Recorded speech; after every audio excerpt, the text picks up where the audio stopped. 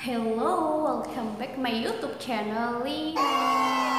Oke, pada kali ini kita mau ngaji bareng yuk. Oke, ngabar kali ini kita mau bahas tentang Ummu Imarah.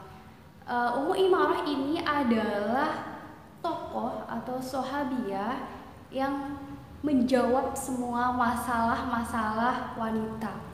Apa sih masalah wanita pada era modern ini? Karena kebanyakan wanita itu ketika sudah menikah, mereka itu akan berpikir, perempuan itu boleh nggak sih keluar rumah, boleh nggak sih kerja, atau untuk mahasiswa nih, perempuan mahasiswa, mereka itu akan berpikir boleh nggak sih ikut aktivis, boleh nggak sih ikut demonstrasi, boleh nggak sih ikut berpolitik, boleh nggak sih menjadi seorang pemimpin. Jawabnya adalah boleh. Loh, kok boleh? Iya, kalau ada yang jawab nggak boleh, berarti teman-teman belum baca kisahnya Ummu Imarah. Ummu Imarah ini adalah seorang Ansor, di mana beliau adalah satu-satunya wanita yang menjadi garda terdepan prajurit Islam pada saat perang Uhud. Jadi ketika wanita-wanita yang lain itu di belakang, ya, biasanya kan kalau dalam perang wanita itu ya menjadi pengurus yang sakit atau yang terkena luka atau yang masak gitu. Tapi tidak dengan Ummu Imarah. Beliau menjadi prajurit wanita yang menjadi garda terdepan bersama anaknya. Nah, kalian ingat nggak waktu pas perang Uhud Rasulullah pernah beramanah apa? Iya, betul. Jadi Rasulullah itu pada saat perang Uhud nih, ya, memberikan amanah kepada kaum muslimin untuk tidak turun gunung pada saat perang dimulai. Ketika kaum muslimin itu mulai menyerang musuh-musuhnya, kemudian mulai nih musuh-musuhnya itu terlihat kalah. Nah, kaum muslimin itu mulai tergiur terhadap harta rampasan perang. Akhirnya banyak nih kaum muslimin yang berada di atas gunung itu turun gunung hanya karena melihat atau tergiur dengan harta rampasan perang. Ketika banyak kaum muslimin yang tergiur terhadap harta rampasan perang, ya kan, kemudian musuh itu menarik mundur. Ketika banyak yang turun, akhirnya musuh-musuh yang tadinya mundur itu berbalik arah dari belakang Jabal Uhud, kemudian menyerang balik umat muslim pada saat itu.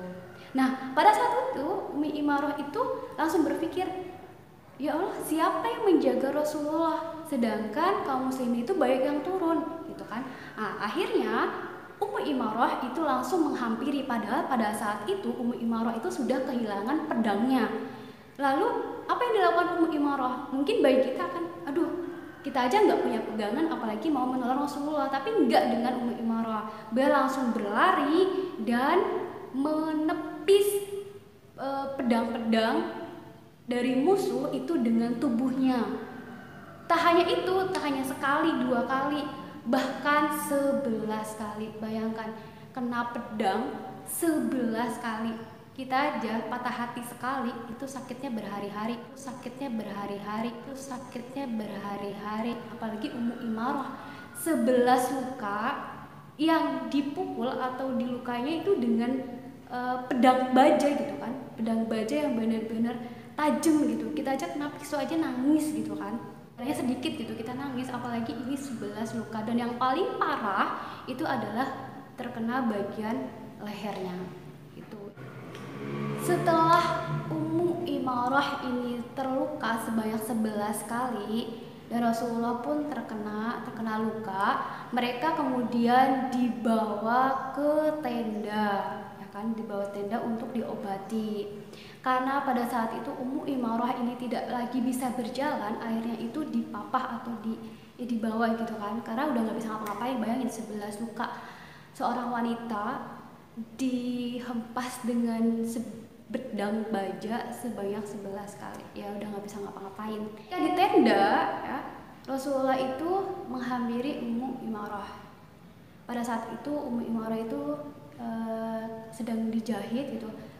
Bayangin 11 luka, dulu itu nggak ada bius tapi langsung dijahit dalam keadaan sadar. Bayangin, yang paling parah itu di leher. Pada saat itu Rasulullah itu menghampiri untuk melihat keadaan Ummu Imarah. Assalamualaikum. Pada saat itu Ummu Imarah itu masih yang melepas auratnya, tapi setelah itu langsung Ummu Imarah itu langsung buru-buru menutup auratnya, menutup baju-bajunya. Kenapa? Karena mendengar suara Nabi, gitu kan. Terus sambil menahan rasa sakitnya, Ummu Imarah itu keluar dari tenda. Rasulullah setelah itu langsung nanya keadaannya Ummu Imarah, bagaimana keadaanmu wahai Ummu Imarah? Kata Ummu Imarah, keadaan saya baik-baik saja ya Rasulullah. Jadi biasalah kan, wanita itu kalau ada sakit, sedih itu pasti bilangnya nggak apa-apa gitu, nggak apa-apa gitu, nggak apa-apa gitu. Begitupun juga dengan Ummu Imarah ketika ditanya, bagaimana keadaanmu ya Ummu Imarah? Ya nggak apa-apa, saya sehat-sehat aja ya Rasulullah. Bagaimana dengan engkau ya Rasulullah? Apakah engkau baik-baik saja? Kata Rasul jawabnya, ya saya baik-baik saja gitu. Terus apa yang harus saya lakukan untuk membalas semua kebaikan wahai Ummu Imarah? Kata Ummu Imarah cuma satu. Jawabnya apa? Kata Ummu Imarah, tidak lain tidak bukan, Ummu Imarah hanya ingin satu doa dari Rasulullah. Apa itu doanya? Doanya adalah, ya Rasulullah, doakan saya dan keluarga saya bertemu di surganya Allah dan bertetanggaan dengan engkau. Kemudian Rasulullah langsung menyanggupi dan mendoakannya agar Ummu Imarah dan keluarganya kembali bertemu di surganya Allah dan menjadi tetangga Rasulullah. Subhanallah ya. Coba kalau Rasulullah hidup di zaman kita, ketika kita sudah menyelamatkan Rasulullah atau membela Rasulullah, kira-kira apa nih yang kita minta dari Rasulullah? Sedangkan tanpa sadar kita itu ketika berdoa itu semuanya duniawi. Ya Allah, lancarkan rezeki saya, ya Allah, sehatkan badan saya. Jadi yang pertama itu dunianya dulu yang didoakan, bukan lagi akhiratnya gitu. Jadi back to Allah gitu. Setelah wafatnya Rasulullah, Ummu Imarah itu merasa sedih, sampai di dalam hatinya itu pernah berdoa, ya Rasulullah, saya rindu berperang bersamamu gitu. Ketika Ummu Imarah itu sudah didoakan oleh Rasulullah, bukan berarti Ummu Imarah tenang-tenang, santailah, sudah didoain sama Rasulullah, sudah pasti masuk surga dan pasti tetangga Rasulullah gitu kan. Tapi enggak dengan Ummu Imarah. Setelah didoakan akan masuk surga dan bertetanggaan dengan Rasulullah, justru jiwa perangnya Ummu Imarah itu semakin menggebu-gebu, sehingga disebut dengan Hamraul Asad atau singa merah, karena kegigihannya, karena keberaniannya sebagai seorang wanita. Pada masa kepemimpinannya Abu Bakar setelah wafatnya Rasulullah, atau pada masa pemerintahnya Khalifah Abu Bakar, ternyata muncullah nabi palsu, yaitu Musailamah Al-Kadzab. Pada saat itu Ummu Imarah menyuruh anaknya Habib bin Zaid untuk melawan Musailamah Al-Kadzab. Tapi disayangkan Habib bin Zaid itu tertangkap oleh Musailamah Al-Kadzab. Dengan tertangkapnya Habib bin Zaid, ya, Musailamah Al-Kadzab ini langsung tahu, oh Habib bin Zaid ini anaknya Ummu Imarah.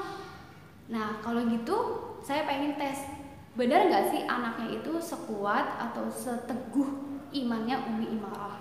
Nah pada saat itu Habib ini ditanya, Habib, kamu sudah tertangkap dan tolong katakan saya adalah nabi terakhir. Tapi kata Habib tidak.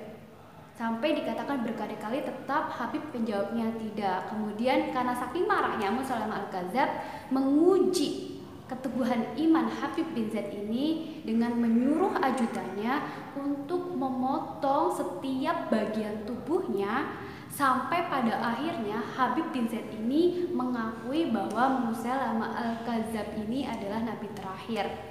Sampai 20 potongan, ya bayangin, satu potong sampai 20 potongan itu, sampai akhir hayatnya mengatakan la asyhad atau tidak bersaksi bahwa Musailamah Al-Kadzab itu adalah nabi yang terakhir. Masya Allah ya, antara anaknya dan ibunya memiliki keteguhan iman yang sama. Setelah wafatnya Habib bin Zaid, kemudian Abu Bakar itu langsung mengetahui, dan Abu Bakar sendiri yang langsung menyampaikan kepada Ummu Imarah apa yang terjadi terhadap anaknya. Lalu pada saat Ummu Imarah diberikan kabar bahwa Habib bin Zaid itu meninggal karena dipotong sebanyak 20 kali oleh Musailamah al-Kadzab, apa yang dikatakan Ummu Imarah? Alhamdulillah. Bayangin, anaknya udah dipotong tapi masih bilang alhamdulillah. Kenapa Ummu Imarah di sini bersyukur? Karena kata Ummu Imarah, memang saya mendidik anak saya itu untuk mengatakan la asyhadu terhadap apapun kecuali Rasulullah. Kemudian Abu Bakar itu menanyakan kepada Ummu Imarah, wahai Ummu Imarah, apakah engkau balas dendam? Nah, terkait dengan balas dendam, sebenarnya di dalam Islam itu boleh loh balas dendam, makanya ada hukum kisos. Jadi dalam hukum Islam ketika balas dendam ya harus satu sama. Misalkan dengan dibunuh, berarti boleh dibunuh dengan hal yang sama, dengan tindakan yang sama gitu. Ibaratnya ini kalau kita ditampar kanan, kita boleh menampar kiri, itu di dalam hukum Islam. Jadi boleh kita membalas dendam ketika disakiti, tetapi dengan hal yang sama.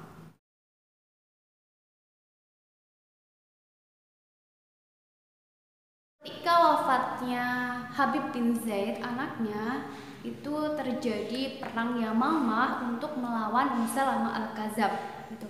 Dengan meninggal anaknya bukan berarti Ummu Imarah bersedih atau yang lainnya, enggak. Justru Ummu Imarah itu ikut berperang lagi dan semangatnya sama seperti pada saat beliau itu mengikuti perang Uhud.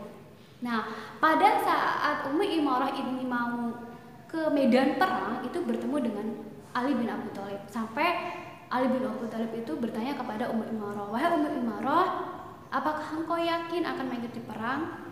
Kata Ummu Imarah, saya yakin demi Rasulullah, demi tegaknya Islam gitu. Akhirnya Ali bin Abi Thalib pun tidak bisa menghalangi dan hanya bisa mendoakan. Perang Yamamah ini adalah perang melawan kaum murtad, yaitu yang dipimpin oleh Musailamah al-Kadzab gitu. Nah, pada perang ini disebut sebagai perang terbesar karena di mana kaum muslim itu sebanyak 13.000 dan kaum murtad itu sebanyak 4.000. Nah, di perang Yamamah ini Ummu Imarah itu terputus tangannya. Dan setelah 1 tahun dari perang Yamamah, Ummu Imarah itu meninggal dunia. Pada cerita ini, pada cerita Ummu Imarah sudah ditegaskan bahwa jangankan wanita yang di luar rumah yang hanya aktivitasnya itu menjadi aktivis, menjadi guru, menjadi dokter, ataupun ikut hal-hal atau bakti sosial yang lainnya. Rasulullah aja memperbolehkan Ummu Imarah untuk berperang gitu. Yang terkadang jilbabnya itu bisa terlihat atau kelihatan auratnya, ya kan? Kan nggak bisa ketika Ummu Imarah berperang pilih-pilih gitu kan? Mana nih aku mau pilih yang satu muhrim, kan nggak mungkin gitu kan? Nah, sehingga kesimpulannya adalah di sini Rasulullah itu memperbolehkan seorang wanita itu bekerja atau melakukan kegiatan laki-laki selagi sesuai dengan syariahnya gitu. Pada saat perang aja Rasulullah memperbolehkan Ummu Imarah. Padahal perang itu kan berbahaya ya, bisa jadi melepas jilbab kita, atau ketika jilbab kita kena pedang gitu kan, pasti kan kelihatan aurat kita gitu. Tapi sama Rasulullah aja boleh, apalagi yang hanya aktivitasnya itu di luar, yang kita jilbabnya masih rapi gitu. Ngajar jilbabnya masih rapi, menjadi aktivis jilbabnya masih rapi gitu kan. Artinya kita itu seorang wanita boleh melakukan aktivitas di luar rumah. Gitu teman-teman. Oke, sekian ngabar kali ini. Jangan lupa klik subscribe, share, dan komen. Thank you for watching. Wassalamualaikum warahmatullahi wabarakatuh.